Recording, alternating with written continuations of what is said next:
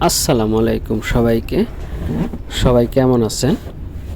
আজকে আমি রান্না করব মুরগির লেগ রোস্ট।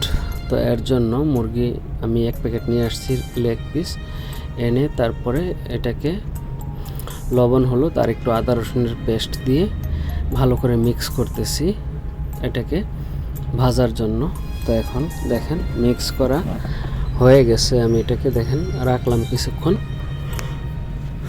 এখন এক এক করে সবগুলাকে দিয়ে দিব ভাজার জন্য। ভাজা হয়ে গেলে তারপরে উঠায় নিব, তেলের মধ্যে দিয়ে দিতেছি আস্তে আস্তে। সবগুলা ভেজে নেব, একটু কড়া করে ভাজবো, আসলে পোলট্রি মুরগি তো একটু কড়া করে ভাজা লাগবে। এখন মুরগির লেগ পিসগুলো ভাজা শেষ, আমি এখন উঠায় নিলাম তেল ঝরার জন্য। এই ফাঁকে পেঁয়াজ কাটা লাগবে, তো হাফ কেজি পেঁয়াজ নিয়ে নিলাম।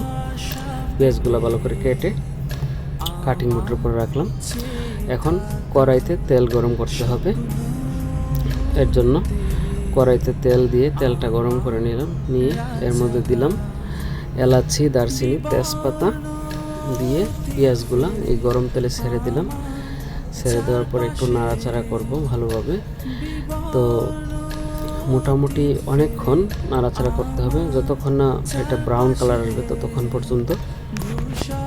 এখন মোটামুটি কিছুটা ব্রাউন কালার আসছে, তো এরই মধ্যে আমি কিছুটা 5টা টমেটো, 10-12টা কাঁচামরিচ কেটে রাখছিলাম, এগুলো এখন আমি এর মধ্যে দিয়ে দিব।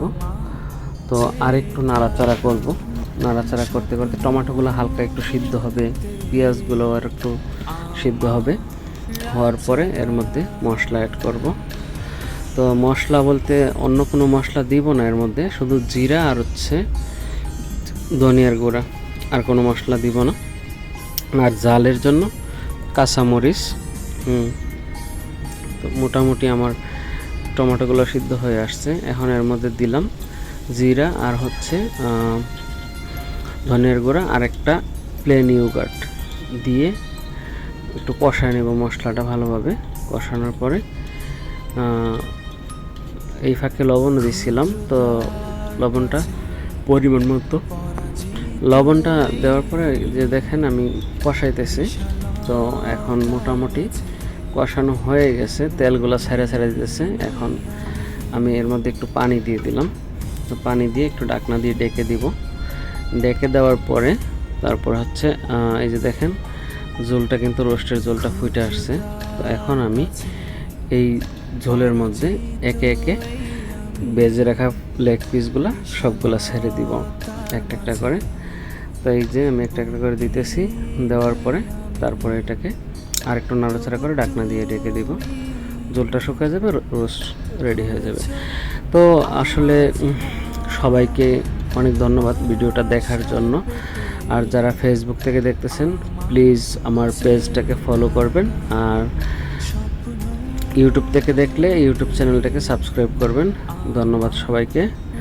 এই যে দেখেন আমার কিন্তু লেগ রোস্ট অলরেডি রেডি হয়ে গেছে। ধনেপাতাও দিলাম একটু, ঠিক আছে। আমি আসলে একটু ডিফারেন্ট স্টাইলে রান্না করি সবসময়, খানার টেস্টটাও একটু ডিফারেন্ট হয়। তো ধনেপাতা দিলাম, দিয়ে আমার টোটালি সব কিছু রেডি। পরবর্তীতে উপরে আরেকটু ধনেপাতা দিলাম। এখন একদম পারফেক্ট, ঠিক আছে। ভালো থাকবেন সবাই, আল্লাহ হাফেজ।